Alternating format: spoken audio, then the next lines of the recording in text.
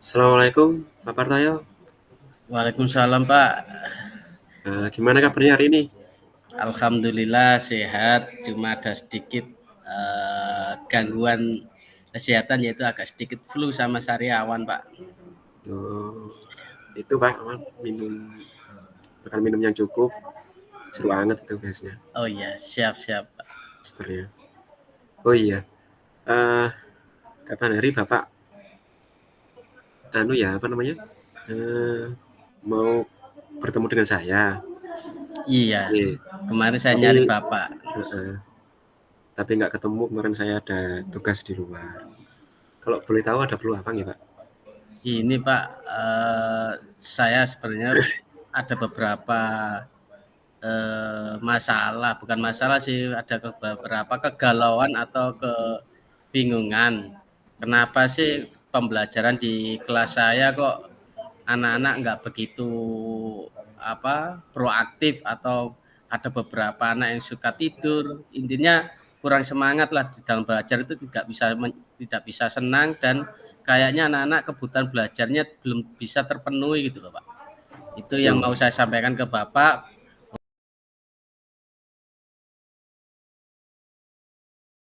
untuk sharing gitu. Jadi tujuannya yang tadi mau diskusi. Ya, Iya kita sharing betul. aja ya, sharing Tujuan tujuan. saya kan pengen diskusi dengan Bapak terkait tujuan saya kan, saya pengen pembelajaran di kelas saya itu, di pelajaran saya itu, saya pengen pembelajaran itu benar-benar bisa menyenangkan sehingga anak-anak itu semangat semuanya, tidak ada yang tidur, tidak ada yang bermain sendiri. Saya pengen semuanya benar-benar fokus di pembelajaran dan benar-benar kebutuhan belajar anak-anak itu terpenuhi semua gitu Pak. Itu tujuan utama dari pembelajaran yang pengen saya sharingkan dengan Bapak.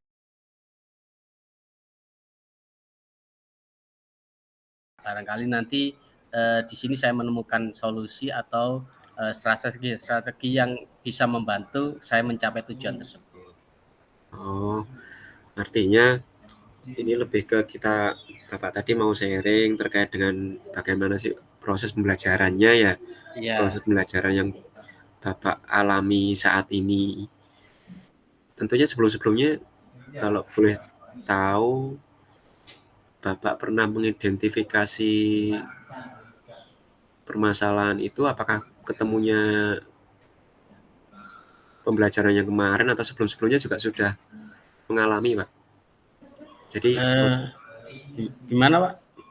Jadi maksudnya gini, mungkin Bapak ini sebelum proses pembelajaran sebelumnya itu nggak ada masalah, tapi hanya di tahun ini mungkin di kelas ini Bapak mengalami masalah, padahal penerapannya sama dengan tahun sebelumnya, atau pribadi. Iya, sebelumnya ini memang nggak ada masalah ya di akhir-akhir tahun ini. Kenapa saya sih merasa bingung sendiri, kenapa sih kok anak-anak kalau belajar itu kurang semangat, terus kalau dikasih tugas sering molor dan sebagainya.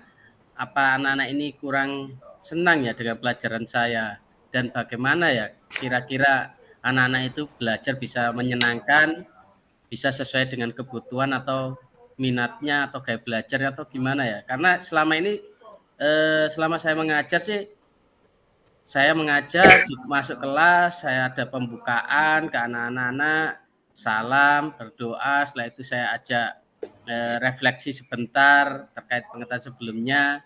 Nah, itu sudah berjalan dengan baik. Cuma di dalam proses pembelajarannya, pembelajaran inti, waktu ke pelajaran itu anak-anak kayaknya saya nggak tahu ya, apa anak-anak itu memang fashionnya kurang pas dengan apa yang saya sampaikan atau gimana itu Pak. Sehingga dengan kekurangan nyamanan itu anak-anak semangat untuk belajarnya sangat menurun gitu. Akhirnya apa, tujuan pembelajaran atau capaian pembelajaran secara nggak langsung akan menjadi terganggu. Jadi yang semangat ya anak-anak itu aja, memang anak-anak yang istilahnya punya pengetahuan yang lebih, itu aja yang yang lain-lainnya.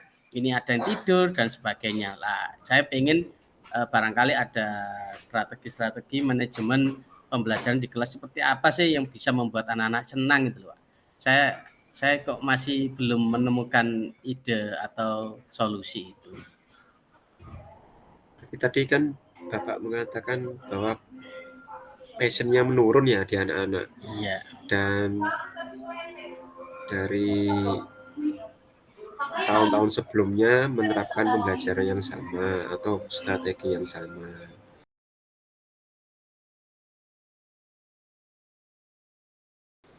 Kalau menurut jenengan, kalau passion-nya menurun, rencananya ini menurut jenengan ini diapakan? Karena pembelajarannya kan kurang lebih kan sama dengan tahun kemarin. Kalau dibelajarkan hal yang sama terus di tahun ini kayaknya juga menurut saya kok sama ya. Atau menurut jenengan ada yang perlu dibedakan, Pak? Iya, Pak. Karena terkait dengan minat tadi loh, Pak. Iya, betul. Iya. Iya, seharusnya saya harus bisa merubah strategi pembelajaran saya ya. Enggak, biar ada peningkatan di dalam motivasi anak-anak dalam belajar, yaitu pembelajaran yang menyenangkan dan benar-benar pembelajaran itu memenuhi kebutuhan belajar anak-anak ya Pak ya. Nah, Ini yang saya masih ya. pikirkan, kira-kira strategi apa ya yang bisa saya pakai itu. Oh apa itu Pak ya? Kemarin kan saya mengikuti pelatihan guru penggerak Pak. Di situ kan ada materi pembelajaran apa namanya, Diferensi. berdiferensiasi sama pembelajaran sosial emosional. Apakah itu bisa saya terapkan aja Pak ya di proses pembelajaran saya, sehingga pembelajaran saya itu benar-benar berpihak ke anak-anak, tidak pakai yang strategi lama yang konsepnya hanya sebatas menjelaskan dan ceramah. Mungkin itu ya Pak ya? Ngapunten, kalau boleh tahu tuh seperti yang strategi itu kan, kalau strategi kan banyak, Pak. Mungkin sepemahaman Bapak yang jenengan sampaikan tadi, yang Anda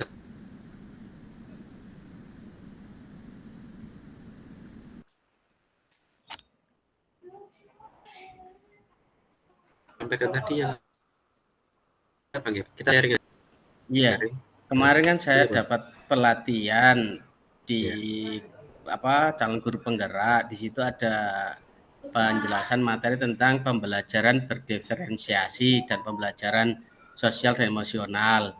Yang mana pembelajaran diferensiasi itu pembelajaran yang strategi pembelajaran yang digunakan untuk memenuhi kebutuhan belajar murid yang berbeda-beda.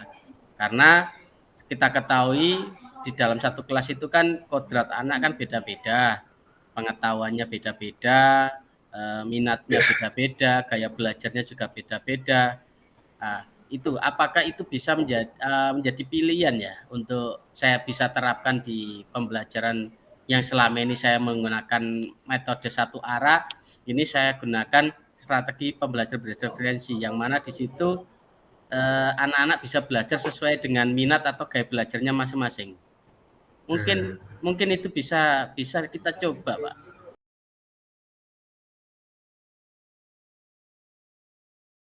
Bisa itu, Pak. Ya, karena kan memenuhi kebutuhan belajar anak itu kan banyak. Iya. Ada anak yang suka apa namanya? Suka gambar. Iya. Ada anak yang ngantuan, dia pengen lari saja atau olah fisik. Ya mungkin salah satu rencana yang bagus, Pak. Iya. Bisa diterapkan. Cuman nanti Pak Partoyo nanti kalau itu sudah direncanakan dengan matang, dengan pembelajaran diferensiasi tadi ya, Iya. untuk pemenuhan kebutuhan belajar yang tujuannya tadi juga sama, tujuannya adalah meningkatkan proses pembelajaran supaya anak-anak itu aktif dengan apa namanya tadi, memenuhi kebutuhan belajar. Maka Iya, betul. ini kayaknya sesuai ya, Pak, kalau pembelajaran diferensiasi konsepnya seperti yang Bapak sampaikan tadi. pemenuhan kebutuhan belajar. Hanya saja nanti tindak lanjutnya atau Bapak nanti komitmennya pripun terkait dengan pelaksanaannya tadi. Iya, saya masih bingung juga nanti prosesnya seperti apa ya di dalam perencanaan pembelajaran bahasa Indonesia ini. Saya mulai dari mana ya kira-kira, Pak? Apa saya harus menyesuaikan RPP saya dulu untuk saya sisipkan nilai-nilai berdifferensiasi yang cocok buat anak-anak atau gimana, Pak ya kira-kira, Pak? Kalau tadi Bapak saat diskusi awal tadi Pak, jadi sampaikan kan anak-anak minatnya kayaknya passionnya turun. Ya. Berarti ya kita mungkin fokus ke anak-anak yang passionnya turun itu, kita tanya, boleh wawancara dulu, maunya mereka apa. Kesepakatan lah, kita buat kesepakatan kelas mungkin. Dia maunya seperti apa. Mungkin kalau dari anaknya request sendiri ya, tadi kan Bapak nyampaikan passionnya kurang. Iya. Nah, kalau passionnya kurang kan berarti kita selidiki dulu dia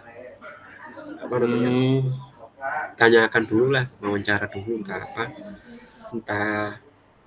tes diagnostik atau apa yang sepengalaman saya dulu waktu kuliah itu ada tes diagnostik itu ya mungkin seperti itu Pak. Ya. Jadi langkah awalnya mungkin itu. Oke, berarti saya harus melakukan asesmen awal dulu Pak ya untuk mengetahui minat belajar, gaya belajar, sama kebutuhan belajar anak-anak ini. Jadi saya buat asesmen awal atau asesmen diagnosis untuk mengetahui minat dan gaya belajar anak-anak, kesiapan belajar anak-anak. Setelah itu saya menyusun rencana pembelajaran atau RPP yang mana di dalamnya harus saya sisipkan strategi-strategi pembelajaran berdiferensi di masing-masing. Misalkan dari hasil